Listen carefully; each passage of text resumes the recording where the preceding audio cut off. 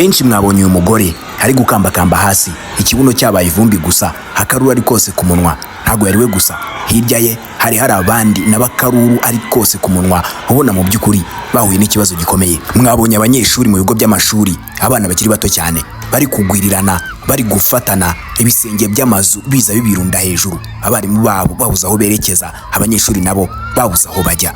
Twabonye kandi amakopura ari mu rukundo, bari kwitembera hejuru y'amazi, bari kuryoherwa n'umunyenga w'urukundo, umwe abwira undi katazigera muhemukira, yewe n'urupfu ko rutabatandukanya. Ariko mu kanya gato twagiye kubona tubona umwe aciye ukwe n'undi acukwe. Twabonye inyubako ngari kandi ndende ziri mu mujyi wa Davao, zose zitangira kugenda zimanyuka gahoro gahoro, maze bikarangira ibice byazo binini birundumukiye hasi, kandi ari nako bigwa ku bantu bari muri izo nyubako cyangwa se bari hasi yazo. Twabonye aho umugore agerageza gutabara umwana we, agira ngo nibura mukure mu buzima bubi yararimo cyangwa se ako kaga, ariko n'ubundi bikanga, bikarangira atamugejeje hanze, ahubwo akikubita muri saro. Ibyabaye byose bikaba rihagaranye. None se koko niki cyari cyabaye?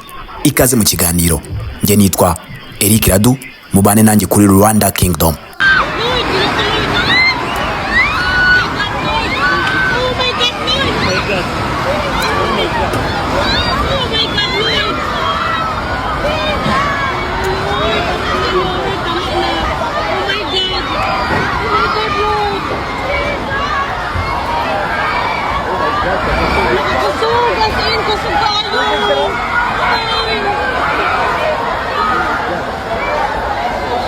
Hari saa moya n'iminota 37 zo mu gitondo ku isaha yaho, bikaba isaa 5 n'iminota 37 ku isaha ngengamasaha izwi nka GMT.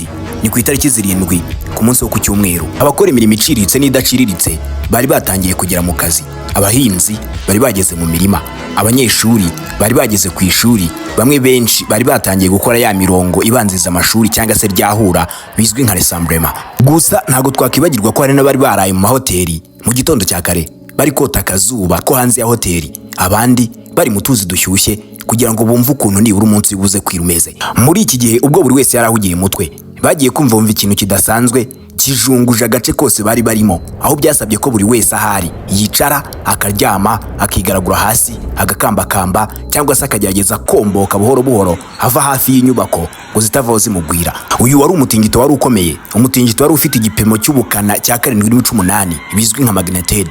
Uyu ni umutingito ukaze cyane. Kugira ngo ubashe kumva ibijyanye n'umutingito n'uburyo ubukaze, biradusaba guhera kuri magnitude imwe kugera kuri magnitude irenze izindi zose yabayeho ku isi. Munsi ya magnitude 3 aba ari umutingito woroheje kandi muto ku buryo benshi batanawumva nubwo waba ku isi. Umutingito uri hagati ya magnitude 3 ndetse na magnitude 3.9 aba ari umutingito ushobora kumvikana ariko ntugire ibintu na bike wangiriza ku isi. Umutingito uri hagati ya magnitude 4 na magnitude 4.9 ni umutingito ushobora kunyeganyeza inyubako n'ibiti ndetse n'abandi bantu, ariko mu by'ukuri ntibashe kwikubita hasi, bikanyeganyega gusa.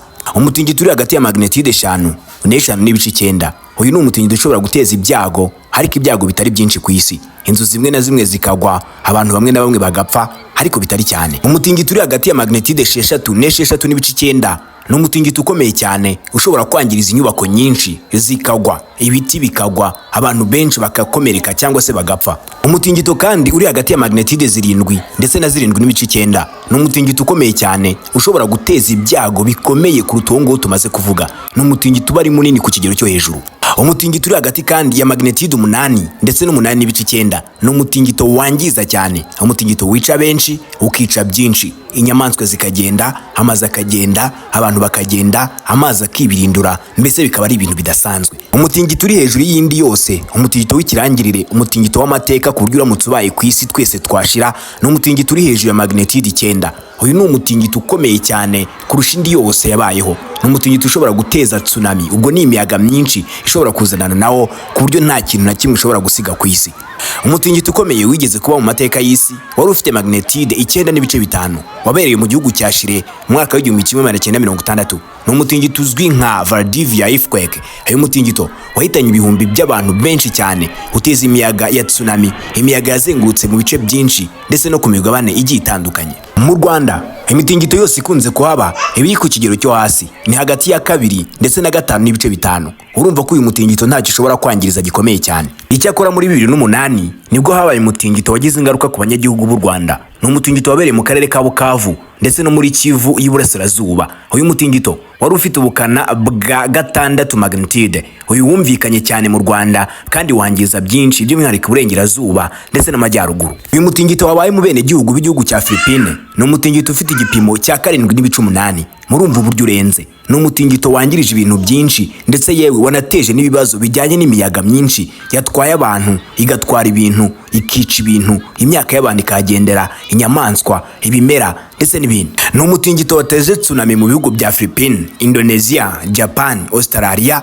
mbese ku buryo batanze impuruza zidasanzwe nubwo nyuma byaje kugabanyuka. Ni umutingito utatwaye ubuzima bw'abantu benshi cyane ukurikije imbaraga wari ufite, bitewe n'uburyo abantu benshi batari bari mu mazu yabo kubera hari amasaha ya mu gitondo. Icyakora mu itangazo ryasohotse kuwa mbere nyuma ya saa sita, ibiro bishinzwe kurengera abaturage cyangwa se kurengera abantu bagizweho ingaruka n'ibiza muri Philippine byatangaje ko abantu 31 bapfiriye mu karere ka Sokiskajen, naho abandi bagera kuri 4 bapfira mu karere ka Davao. Aba bayobozi kandi bakomeje bavuga ko nibura abantu 134 bakomeretse kandi nibura imiryango igera ku 10,000 yimuwe mu byayo kubera ibiza. Mbere yaho umubare wari watangajwe w'abapfuye wari watangajwe ko ari 32, naho abagera kuri 12 bari bamaze kuburirwa irengero. Mindanao ni ikirwa cya kabiri kinini muri Philippine, haba mu bunini ndetse yewe no mu mubare w'abaturage bagituye, kuko gifite abaturage bagera kuri miliyoni 26. Ibi byago byaje byibasira cyane kino kirwa kuko n'aya mahano yose yabaye yabereye kuri iki kirwa nyuma y'uko umutingito wari umaze gutangira saa moya wari umaze kuba.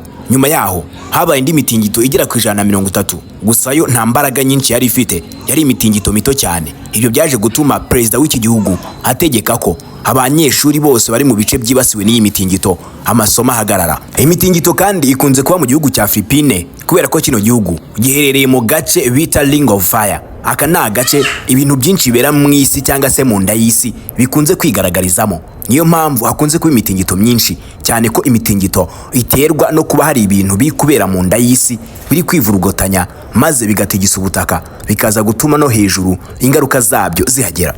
Dukomeze kwihanganisha abavandimwe muri Philippine, abo mu bihugu bya Chile, Japan iyi mitingito ikunze kwibasira. Hari nako dusenga kugira ngo natwe mu bihugu byacu bitazageramo nubwo bidakunze kubaho. Ndabashimiye. Nitwe Eric Radu, nakunze ko twabanye kuri uyu muyoboro. Mukande subscribe, mukande like, tuzabure mu biganiro byacu by'ubutaha. Ciao, ciao.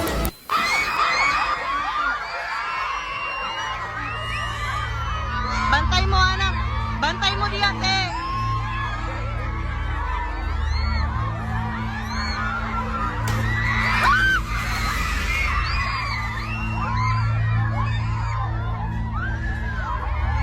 Lingkod lang, lingkod lang. Lingkod lang. Lingkod lang. Lingkod lang.